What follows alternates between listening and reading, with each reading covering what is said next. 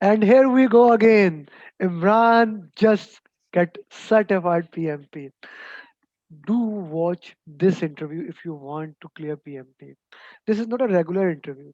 Today is 25th of December, and we were discussing maybe the PMA really took this to heart that we are giving exam on a holiday or on Christmas.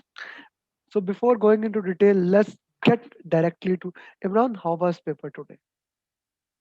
Sir, Assalamu alaikum. Sir, paper was very difficult to be honest. Paper was very difficult, and this is a guy who got 75% above in Prepcast 7, Prepcast 4. Tridip is the most difficult exam. He also got a good marks, and when I saw his marks, he was like upset. He's a good student, so he said, "I told him you are going to get 5 above target." But today he's saying that the exam was very difficult. Can you elaborate on that? How it was difficult, and what were the things in there? Sir, first of all, I would say the most difficult part for me was because honestly, I wasn't expecting to get 25 to 30 questions from Agile. I thought that they will be around 5 or maximum 10, but I received 20 to 20, 25 to 30 questions from Agile. First of all, that was the most difficult part. Secondly, I also listened to other people's interview and I thought that, okay, 70% of the questions would be maximum one or two liners, but today 40 to 45% were basically one to two liners, and all the other questions were more than four to five, you can say, liner questions. And they were like really complicated. And plus, I received a lot of questions in which I had to calculate the critical path. Obviously, those are more time taking How questions. many questions about critical path? Sir, four to Four five. questions, and you have to calculate it like they were not straightforward. Okay. What about earned value? Sir, earned value, I got only two to three questions, but for me, those questions were my stronger point because obviously that questions were the only questions where I knew that, okay, the answer I'm calculating, it's the given option, so that's the right answer. Okay, Imran, we already did 30 question of agile, and I already explained that detailed agile thing. So the first thing was the question was not exactly the same as we have discussed in the coaching call, and those questions were able you were able to solve with that thing, or we need to go into detail further about agile. Sir, I would say we need to go into a further detail because normally what was done that we or because I watched the videos, I knew all the processes and I also knew what was going on in what process. But when a situation comes now and you think that, okay, this can be existing in this portion or that portion, so obviously there are more than two right answers, and those two answers are really like close to each other. So basically processing your mind and deciding that, okay, during when actually agile project is carrying on, how shall I implement this, so that's a bit difficult. So I would say more situational questions are required as compared to just naming the processes. More situational question about agile. Now, one thing that my theory suggests that, and that is, it is also possible that 25 questions that you get random question, or they are checking the next question how to make the new test, the pattern is changing on 2nd of January. It's also possible that those agile questions basically came from that area. Most probably, sir, but I think the paper is getting difficult as we are getting close to agile. They are basically introducing more part of agile and those questions are difficult. Same thing, I have heard it from 2 3 other students. This means this is very important, all of you guys, that please, I have a coaching call on agile we had last week. It is on my channel. Go and watch it, even if your exam is tomorrow. You see, if you have 25 questions, 30 questions from agile, even they are like try question or something like that. 25 to 30 question really build up or make your basically confidence down, and in exam it is all about confidence. That's it. Everyone who goes to the exam is already well prepared. The only thing that matter is mindset and confidence, and agile can break or make your confidence. Okay, being said that, let's move further. Or traditional things, change request. Is there Were there any questions about change request? Yes, sir, there were questions. I received almost 15 to 20 questions from change request. That's it. Yes, 15 to 20. I was expecting more, but I received only 15 to 20 questions. What about communication and stakeholders? Sir, communication questions were less. They were like 10 to 15. Most of the questions were from stakeholders, and they were like the difficult ones. And plus, the communication part was also there. Major chunk was from basically communication and stakeholders, and then I would say risk. Risk. What? Elaborate on risk. What to do about risk?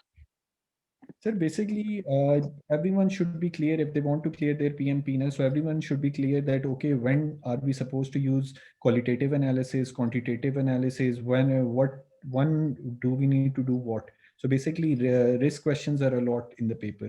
And normally it's not that easy. For example, they will say that, okay, you have to choose the best what the project manager can do. Obviously there are more than one answers, but you have to choose the best action, and for best action you have to look at, okay, if the project does not have enough budget, so obviously you cannot go for qualitative analysis, because we know that's really cost consuming. So you have to like process it in your mind that, okay, what the question and what the scenario is.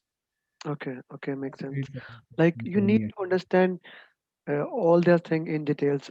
Okay, as we were talking that do journeys daily, how effective those journeys were in the exam. Sir, honestly, if I have passed my test now, so the majority of the credit goes to those journeys, because last night and even in the morning, I did my risk journey and stakeholder journey, and those were the two most important journeys I did, and I received a lot of questions today. So journeys are the best thing you can do before the Okay. paper. Any else, any other thing that you would like to basically say to the aspirants how they can do? Before you answer, let me just put something in context. You guys have been hearing the how he speaks about English. He's a good English reader. When I say about reader, he's a person who read novels. Like you can say if you are famous like Harry Potter, Lord of the Rings, things like that. A person who can read that, he can easily read the technical language of PMP. If he is saying that the questions 3 to 4 lines were difficult, it was difficult to read. Please make sure that once you go to the exam, you are that much prepared that you can read 3 to 4 lines and understand them in your language, understand them, the context, maybe read different techniques. I just posted like 2 hours ago how to read a questions. Do go to that video and understand and master that thing. Because if speed readers, if the readers who are like reading books on daily basis are having difficulty, what about those people who after graduation never read a book? That's an important thing to understand, Imran. Okay, yes. One, what advice you will give to all aspirants? Sir, the advice I would give is that obviously you should be good at reading and you should manage the time, because I think I'm a good reader, as you mentioned I as well. know. But for me, like after reviewing my questions, I had just 30 seconds remaining. So 30 I like seconds 30 seconds before I completed my paper. So obviously time management is very important. And at some portion you feel that, okay, you are not sure about the answer, but you have to let it go. You have to mark it, you have to flag it. And obviously you need to select one answer and then flag it. Once you flag it, once you complete your paper and you still have like 10 to 15 minutes left, then you should come back and review it. Because today, this is what I did. There were questions at that time I couldn't figure out the right answer. So what I did was I basically flagged them, and when I completed my 200 question, I had like 10 to 12 minutes remaining. Then I went back to the flag questions and I changed a lot of answers, because at some time your brain is not basically processing, or your brain doesn't know how to solve that question. But if you have 10 to 15 minutes remaining and then to review the questions, I reviewed like 15 questions in the last 10 minutes. And honestly speaking, I changed a lot of answers, and that really helped me. So time management is one of the most important things. If the paper is lengthy, don't get stuck on one question. That is a very important thing that I would like to rephrase here. That it is important. There is no negative marking. You have to go to the paper. You do question number one, you don't know the answer, move on. Five, don't know. 10, even 30 questions, you don't know the answer, move on. But don't leave the answer empty. Put the answer there.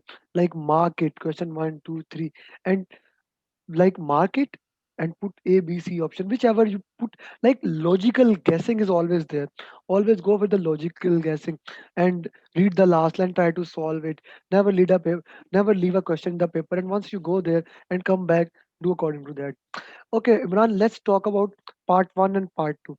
Before 89 question, what were you feeling? And after 89 question, when you started from the 90th, what you are feeling? Sir, the first 10 to 15 questions were difficult. I would say they were not straightforward. So I had flagged a lot of those questions, but because my target was that, okay, within 1.5 hours, I have to complete my first 89 questions. So I flagged them and I moved on. After 25th question, the questions slightly got easier.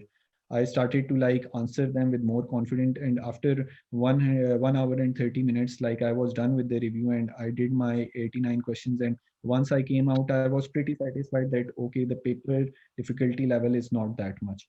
Once I went back, things got changed. The paper questions really got lengthy and they were really getting difficult. For the first 1.5 hour, I was having no issues of time management, but later on, there were a lot of issues of time management and the level of questions raised just to another level. Okay, thank you, Imran. You see, for everyone, I put this in perspective. You are seeing my like last 30, 40 interviews of students, five above target, exam easy, nothing, just stakeholder communication. I wanted to put this on record and I wanted to put this perspective. Don't think that PMP exam is just a piece of cake. Yes, Yeah. you can do it. This guy did it. Yes, it's difficult. Yes, everything aside, but you need to follow a plan.